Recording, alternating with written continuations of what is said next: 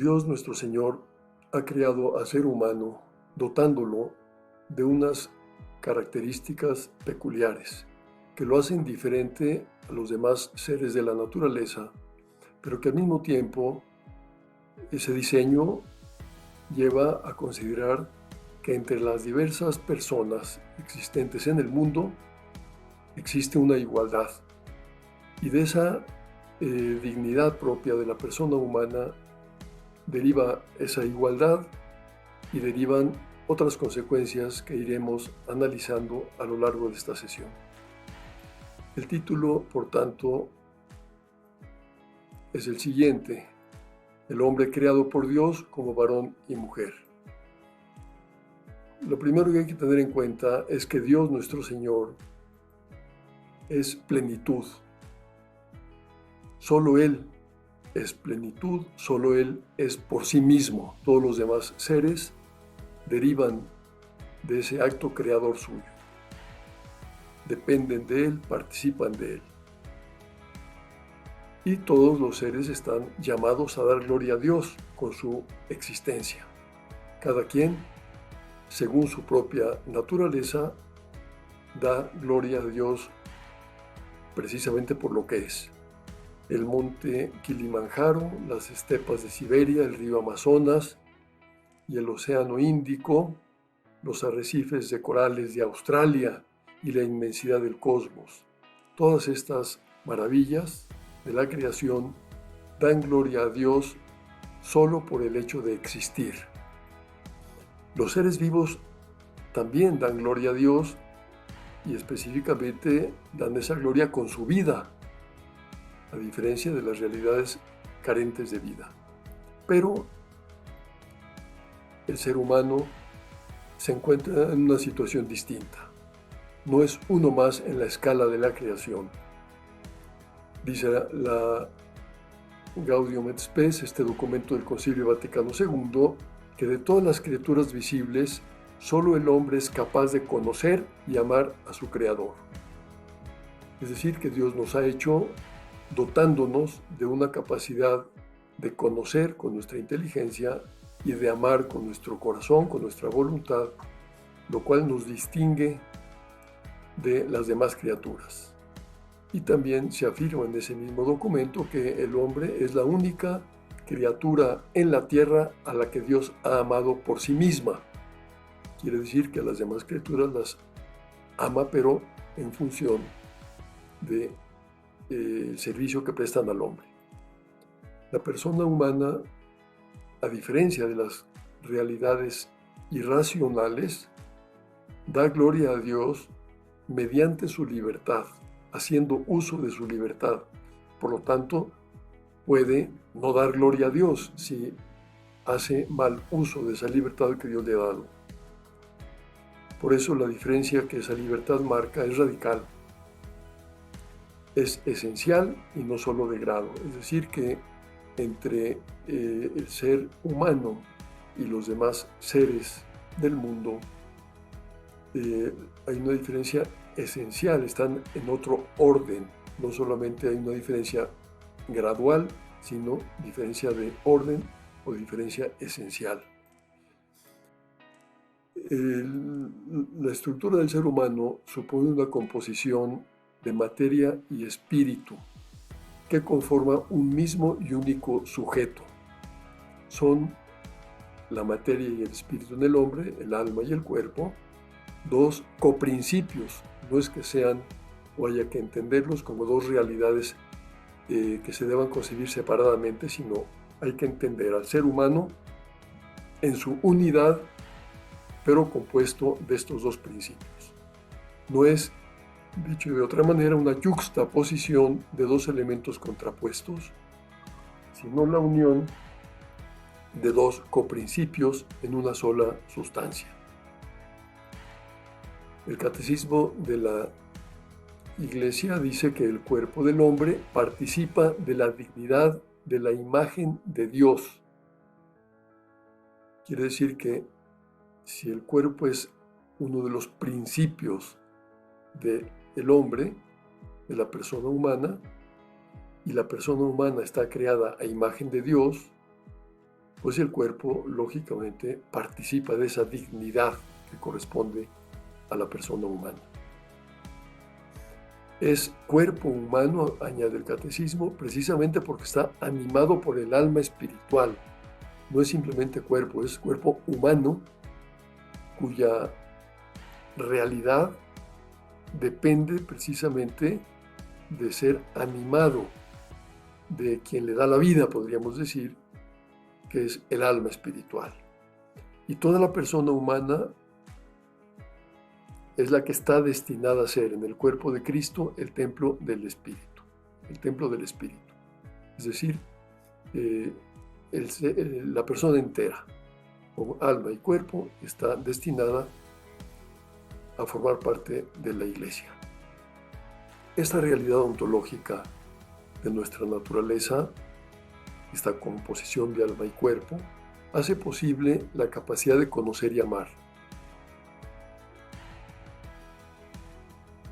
Si no hubiera espíritu en nosotros, pues nos reduciríamos a un conocimiento puramente sensible y a un amor también puramente sensitivo. En cambio, al tener esa realidad espiritual propia del alma, unida al cuerpo, se genera la capacidad de conocer y amar. Y además podemos, por tener esa capacidad de conocer y amar, la capacidad también de dominar el cosmos, tener conciencia de nosotros mismos. Un animal, por ejemplo, no tiene conciencia de sí mismo, aunque sí conoce. Podemos percibir que los demás también son un yo único, descubrir y tratar a Dios y amarlo, escogiéndole como fin, orientar nuestra vida a darle gloria, cumpliendo su voluntad, etc. Son consecuencias de esa realidad de la persona humana compuesta de alma y cuerpo. Por otra parte, Dios creó todo para el hombre, al servicio del hombre. Pero el hombre fue creado para servir y amar a Dios y para ofrecerle toda la creación. Por eso, ese es el modo como Dios ha previsto que el hombre proceda. Con su libertad, ha de servir y amar a Dios y de esa manera ofrecerle toda la creación que ha sido hecha para él y así darle gloria. El hombre pues da gloria a Dios ordenando a él con su amor todas las realidades. No solamente su vida personal, sino también esas realidades que Dios ha puesto en sus manos. La persona humana tiene dignidad. El catecismo lo dice de esta manera: por haber sido hecho a imagen de Dios, esta es la razón, el ser humano tiene la dignidad de persona. Es decir, que el fundamento de la dignidad es el haber sido creado a imagen de Dios. No es solamente algo, sino alguien. Es una persona que tiene dignidad. La relación del ser humano con el cosmos, con las demás personas y con Dios es completamente diferente a todas las otras criaturas visibles. Es decir, que el modo como nos relacionamos con las realidades materiales, con otras personas, con Dios mismo, es un modo de relacionarnos totalmente distinto al que tienen esos otros seres. El fin para el que ha sido creado el hombre, es decir, el amor a Dios y a los demás, para eso nos ha creado Él, da razón de la grandeza de su ser. Y constituye, dice el catecismo, la razón fundamental de su dignidad. Hemos sido creados para amar a Dios, amar a los demás, y eso fundamenta nuestra dignidad. Esta dignidad intrínseca de la persona humana corresponde al ser de la persona, es el fundamento en el que se apoya la radical igualdad de todos. No es esa igualdad por las acciones que uno realice, sino es algo previo, por el modo de ser, por la estructura de la persona humana, por esa constitución del hombre como alma y cuerpo, formando una sola sustancia, de la que deriva la dignidad. Eso es lo que fundamenta que todos seamos iguales. El catecismo dice que el respeto de la persona humana implica el de los derechos que se derivan de su dignidad de criatura. Lógicamente, si la persona humana es criatura, es digna, tiene dignidad, pues de esa dignidad derivan unos derechos. Estos derechos son anteriores a la sociedad y se imponen a ella. Fundamentan la legitimidad moral de toda autoridad. Bien, esa cualidad de persona, es decir, de ser alguien, no simplemente algo, es común a todo ser humano por su estructura. Es común su origen, todos venimos de Dios. Su fin, todos estamos orientados a amar a Dios.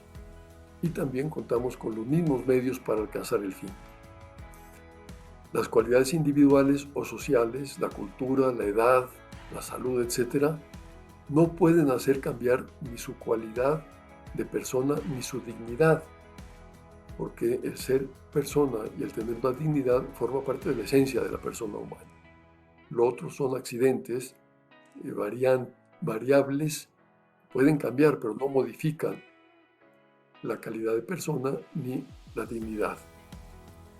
Por ejemplo, el ser embrión, niño, joven o mayor, tener más o menos educación, riquezas, un estatus social determinado, disfrutar de salud o estar enfermo, vivir en un lugar u otro, o en una época histórica u otra, todas esas son circunstancias que no cambian la cualidad de persona, no alteran su condición de ser personal. El ser humano es, pues, además, un sujeto esencialmente relacional, es decir, no es un ser aislado, autónomo e independiente, sino que está diseñado por Dios para que se relacione. Toda su estructura ha sido diseñada para el amor, y el amor es una relación. El amor supone una inclinación a una relación vinculante y positiva. Se ama a alguien, se ama a Dios, se ama a los demás seres personales. Esta realidad relacional constituye un fundamento más de la igualdad de la persona. El estar creados para amar, para relacionarnos, también es parte del fundamento de esa igualdad, que tiene que expresarse en el respeto a cada persona y también a la comunidad, a los colectivos. Contrario a esta dignidad humana y a esta igualdad, está la discriminación, que consiste en seleccionar excluyendo. Así se define la discriminación. También se puede describir de esta manera: dar un trato desigual a una persona, a una colectividad, por motivos raciales, religiosos, políticos, de sexo, de edad, de condición física o mental, etc. Eso es discriminar, dar un trato desigual. Se trata de un trato desigual injusto, no simplemente algo diferencial, porque evidentemente en la práctica por ejemplo, a las personas diferentes hay que tratarlas de manera diferente según sus propias circunstancias, pero siempre de manera justa. Tratar de modo diferente lo que en sí mismo es igual es tan injusto como tratar de manera igual a las realidades diferentes. Por tanto, a la persona humana, en cuanto a persona humana, hay que dar el mismo trato por ser persona. Pero ya, según las diferencias que hay entre unos y otros, habrá que ver qué es lo conveniente en cada caso para tratarlos con justicia siempre. La discriminación, por tanto, nunca tendrá justificación. Una forma de discriminación es el racismo, una forma de exaltación de una etnia concreta que atribuye a una raza específica cualidades superiores. considerar que esta raza es superior a las demás es un racismo, que tiene además pues derechos exclusivos por ser diferente, por ser superior. Eso es racismo. Y también es racismo considerar a las otras razas esencialmente inferiores. Es como la otra cara de la moneda. Sentirse superior, considerar superior a una raza y menospreciar, minusvalorar otras razas. Considerarlas menos dignas, excluidas de determinados derechos, etc.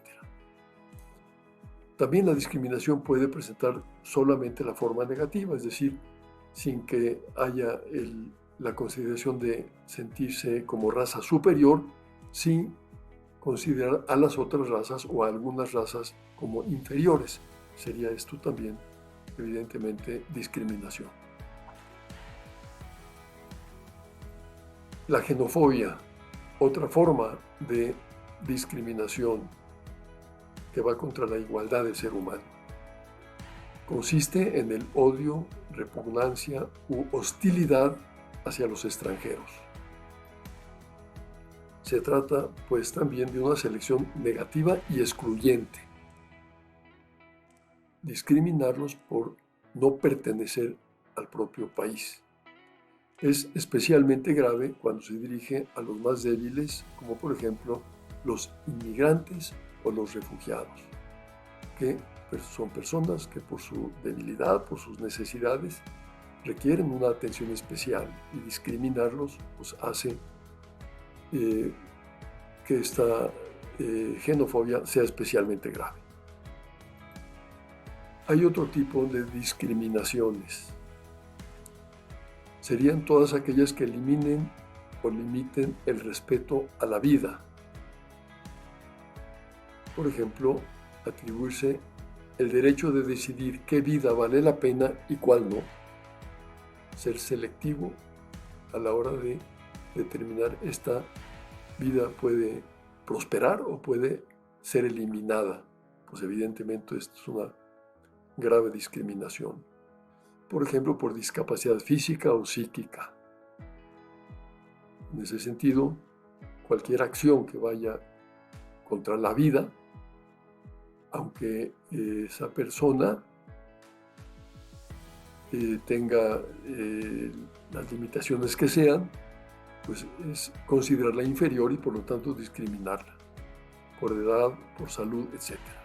Dice la Gaudium et Spes que toda forma de discriminación en los derechos fundamentales de la persona, ya sea social o cultural, por motivos de sexo, raza, color, condición social, lengua o religión, debe ser vencida y eliminada por ser contraria al plan divino.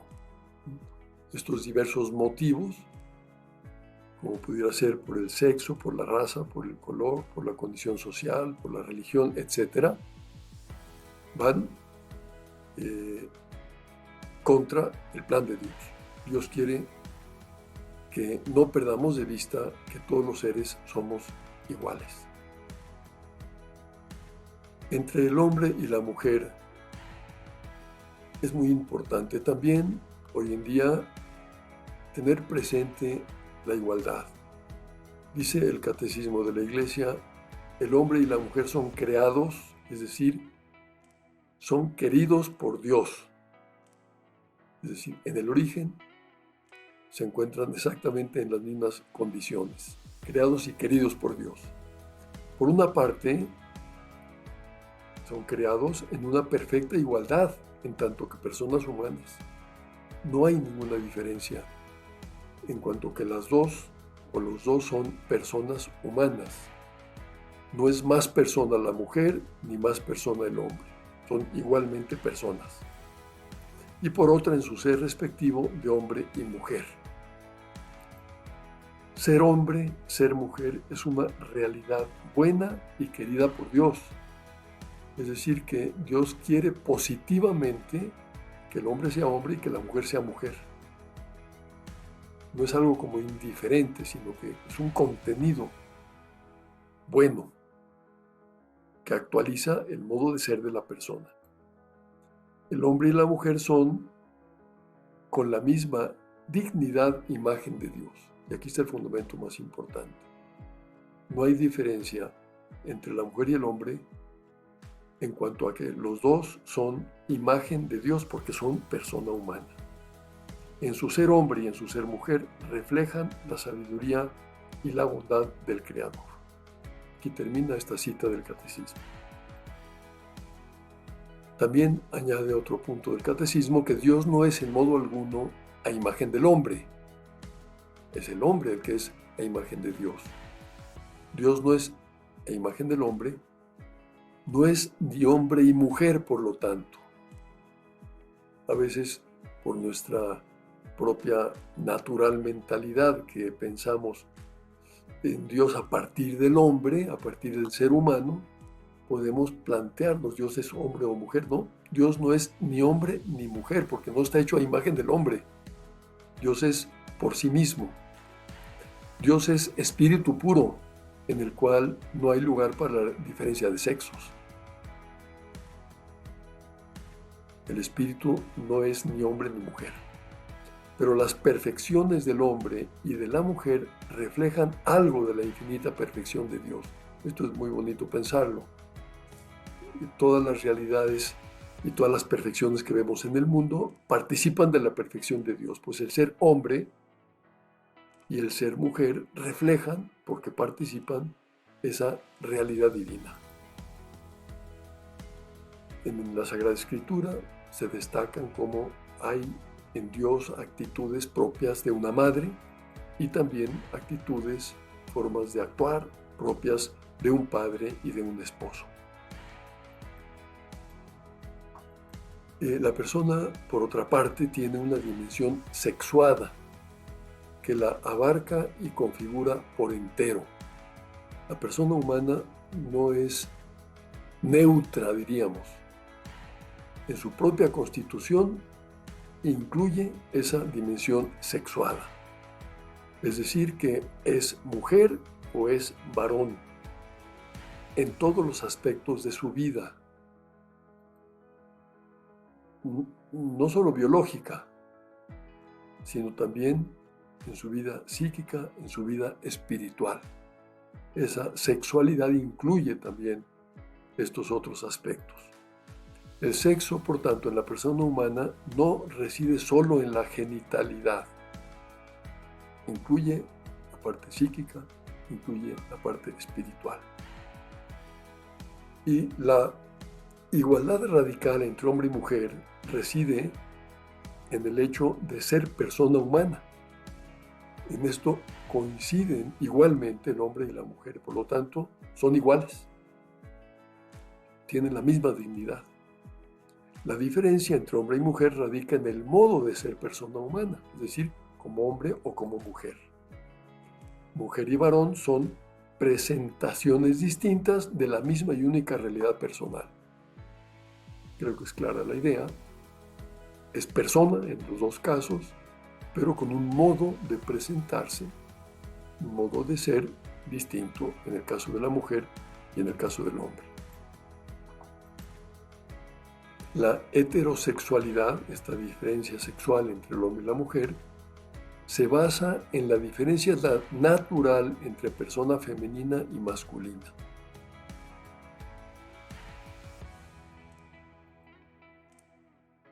Y volvemos otra vez a subrayar la misma idea. Hay igualdad como personas, pero diferencia en el modo de ser persona, según el sexo, hombre o mujer. Esta diferencia entre el hombre y la mujer posibilita una relación intersubjetiva peculiar, en la que cada una aporta y recibe. Es decir, que entre el hombre y la mujer hay unas diferencias propias del modo de ser del hombre y de la mujer, que a su vez favorecen la complementariedad. Y en esa complementariedad, cada una de las partes, la mujer y el hombre, aporta y recibe. Aporta lo que le corresponde a ella y recibe lo que corresponde a la otra parte. De ahí surge pues este enriquecimiento complementario y también la posibilidad de constituirse en principio común de generación. La inclinación natural entre varón y mujer lleva a un tipo de amor específico, el amor conyugal. Por eso lo natural es que el ser humano, la persona humana, sea hombre, sea mujer, busque la unión con la persona complementaria y eso dé lugar al amor conyugal. Y a partir de ahí, pues ese principio común de generación. Supone el don y la aceptación de cada uno en lo diferencial. Reconocer la igualdad incluye también reconocer las diferencias. Hoy en día, pues está muy divulgada la ideología del género. Y hay ciertas derivaciones de esa ideología, de esa teoría de género, que sostienen que el sexo como tal no existe, sino que ha sido una creación cultural. Este planteamiento pues es contrario a lo que acababa de señalar, de que el sexo es algo natural, que responde a la naturaleza de la persona humana. En cambio, en estas teorías, lo que se afirma es que el sexo no existe en cuanto tal, no es algo de la naturaleza de la persona, sino que es una creación cultural, algo como artificial, como sobrepuesto. Y desde esta perspectiva, por tanto, no es necesario plantearse la igualdad entre hombre y mujer, entre mujer y varón, porque la diferencia, es decir, el sexo, no existe.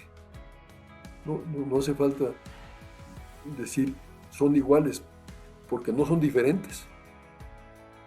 No hay una diferencia sexual entre el varón y la mujer en esta ideología. Solo existen, dicen, rasgos biológicos que forman parte de la neutralidad natural del cuerpo humano y deben estar al servicio de la libertad de cada uno. El cuerpo humano, por tanto, no es sexuado, es neutro y cada quien podrá hacer uso de su libertad para determinar lo que vea oportuno y conveniente respecto de su cuerpo. Proponen, quienes así piensan, superar, por tanto, la diferencia real de la mujer y el varón de la que derivan. Es decir, eliminar el matrimonio heterosexual, eliminar la familia monógama, porque no son realidades naturales. La procreación mediante la unión mujer-varón, porque pues no habría diferencia sexual y por lo tanto no tiene por qué realizarse la procreación a través de esa unión entre el hombre y la mujer. Cabe, por tanto, y será lo ordinario, acudir a otros procedimientos para la procreación. También hay que eliminar la maternidad que castiga a la mujer. En esta concepción, las características del cuerpo están pues a la libre disposición de lo que cada uno desee, puesto que el cuerpo es neutral, entonces va a depender de la libertad de cada quien. Es por tanto modificable en cada momento. Yo soy lo que decido ser en función de mi deseo, no hay más variantes. Cada quien decide lo que quiera hacer. No está condicionado por su naturaleza sexuada. Puedo tener un cuerpo con caracteres masculinos y sentirme mujer, o homosexual o bisexual. Puedo querer ser transexual, etc. Todo depende de lo que yo quiera. ¿Por qué? Porque he eliminado el fundamento biológico. Todas las posibilidades de la propia voluntad están abiertas y son igualmente legítimas en esta ideología. ¿Por qué? Porque no existe una realidad objetiva que las limite, que sería el sexo. Todo lo anterior entra en contraste, evidentemente, con las enseñanzas de la Iglesia acerca de la estructura misma del ser humano,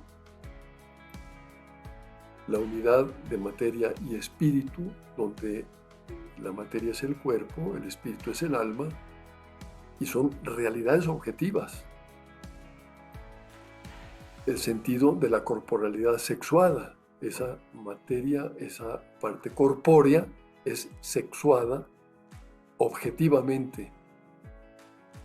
¿Es varón o es mujer? Lo mismo esta enseñanza de la Iglesia sobre la complementariedad de mujer y varón. Para que se pueda hablar de complementariedad, pues es preciso aceptar las diferencias entre la mujer y el hombre. Y también la libertad. Una libertad que, según la enseñanza de la Iglesia, es real, pero está condicionada y subordinada a la naturaleza. No puede ir en contra de lo dispuesto por Dios respecto de la naturaleza humana, el compromiso, el amor conyugal, etc. El amor conyugal, que según la enseñanza de la Iglesia, pues es una relación entre hombre y mujer para toda la vida, con un compromiso que deriva de esa libertad bien empleada. La unión matrimonial, la familia, etc. El último tema que se relaciona con todo lo que venimos planteando, el tema de la homosexualidad. Es importante entender cuál es la postura de la Iglesia en esta materia. Es muy frecuente escuchar comentarios o interpretaciones de quienes piensan que la Iglesia discrimina a las personas homosexuales. Esto no es verdad. La homosexualidad es una atracción exclusiva o predominante hacia personas del mismo sexo. En eso consiste la homosexualidad. Puede ser fruto de muchas variables. Las causas pueden ser muchas. Entre ellas, no son las únicas, las características psicológicas de la persona y su biografía. Es ciertamente frecuente que por las circunstancias biográficas de una persona haya incurrido en la homosexualidad, pero no es la única causa. El Catecismo de la Iglesia dice que la tradición ha declarado siempre que los actos homosexuales son intrínsecamente desordenados. Muy importante distinguir entre los actos homosexuales y las personas homosexuales. El acto es lo que está mal. Lo mismo podríamos decir de una persona que está casada, una mujer casada con un varón, y le es infiel al marido.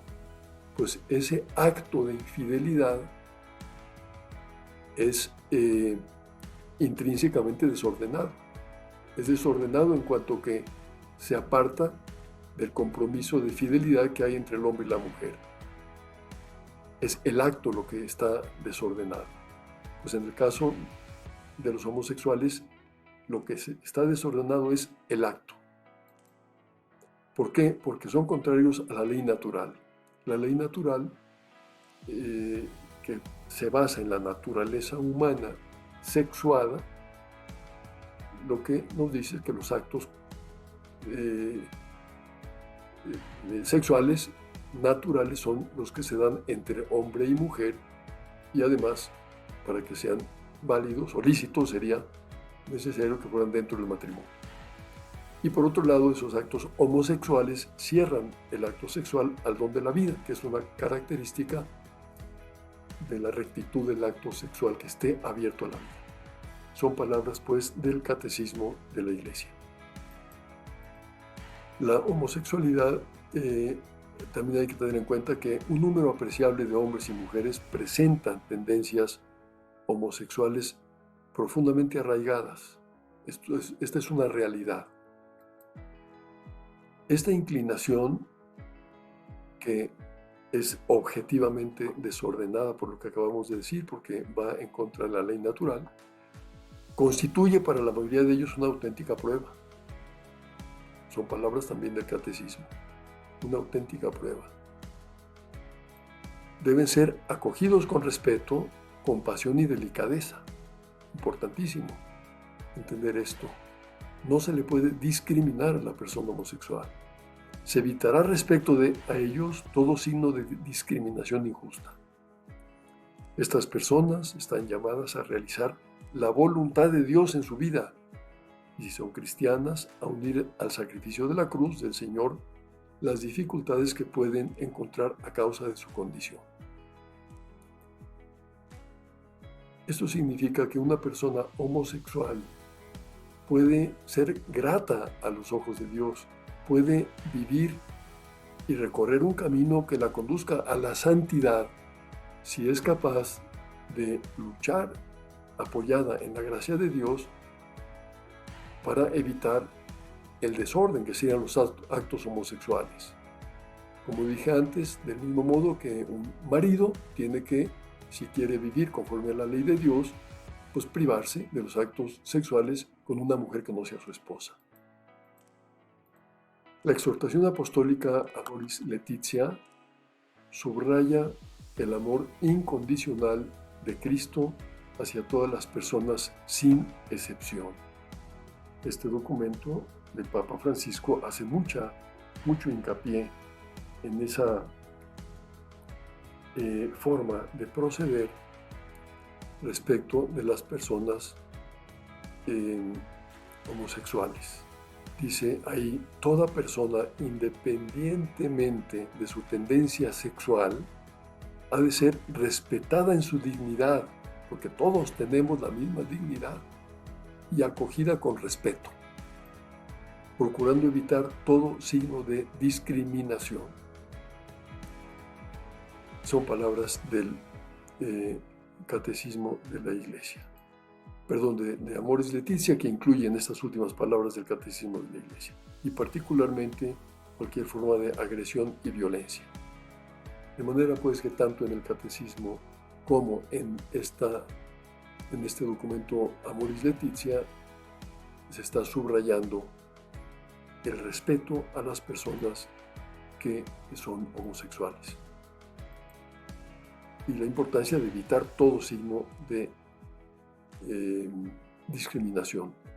Y por otra parte se subraya que las familias han de asegurar un respetuoso acompañamiento con el fin de que aquellos que manifiesten una tendencia homosexual puedan contar con la ayuda necesaria para comprender y realizar plenamente la voluntad de Dios en su vida.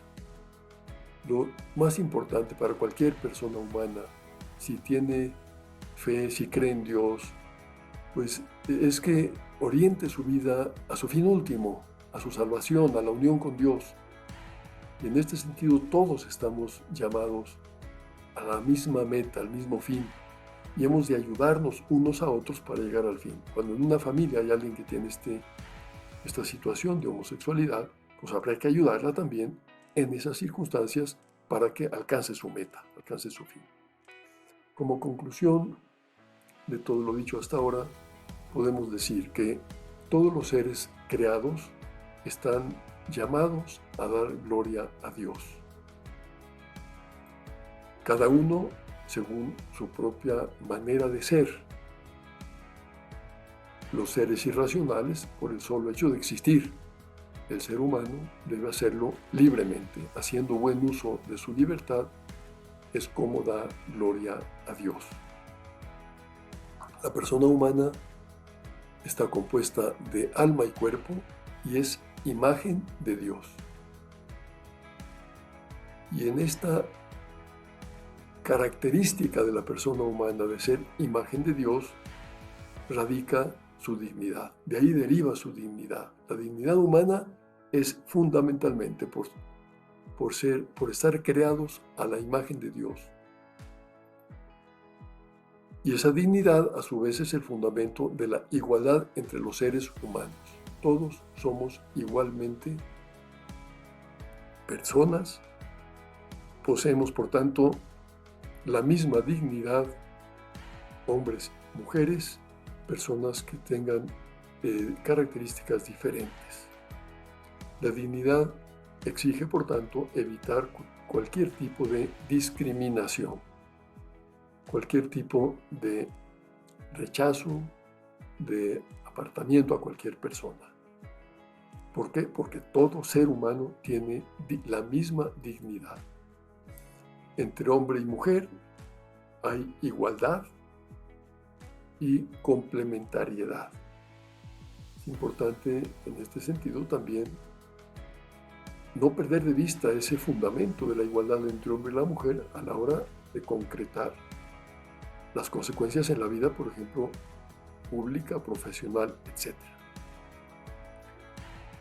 Los actos homosexuales son contrarios a la moral cristiana, como hemos señalado, porque suponen un desorden respecto de la ley natural. Sin embargo, las personas homosexuales han de ser respetadas como cualquier otra persona humana en su dignidad. Muy bien, pues como hemos visto, se trata de temas de gran importancia que hemos de procurar comprender con profundidad para no incurrir en situaciones que pudieran considerarse parciales, visiones reductivas y en definitiva discriminatorias. Para profundizar en este tema, la bibliografía con que se cuenta es el libro Síntesis de la Fe Católica, que está en la página opusdei.org.mx, y este tema está a cargo de Juan Ignacio Bañares y es el número 9 de este libro. Pues termino subrayando una idea que me parece importante.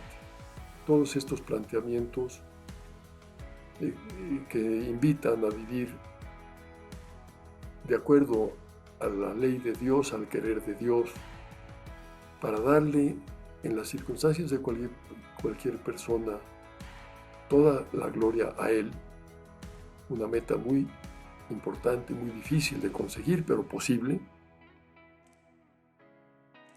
Lo que tenemos que tener en cuenta es que si Él nos ha creado para eso, para ese fin, para que le amemos a Él y amemos a los demás y de esa forma le demos toda la gloria, Él también nos da la ayuda necesaria para poderlo conseguir. Nos da la ayuda que necesitamos para poder vivir consecuentemente nuestra vocación, esa llamada que Él nos hace a adaptarnos en todo momento a su voluntad. Por tanto, nos llena siempre de consuelo, de esperanza, saber que contamos con la gracia de Dios, con la ayuda necesaria para conseguir llevar nuestra vida a la plenitud a la que Él nos llama.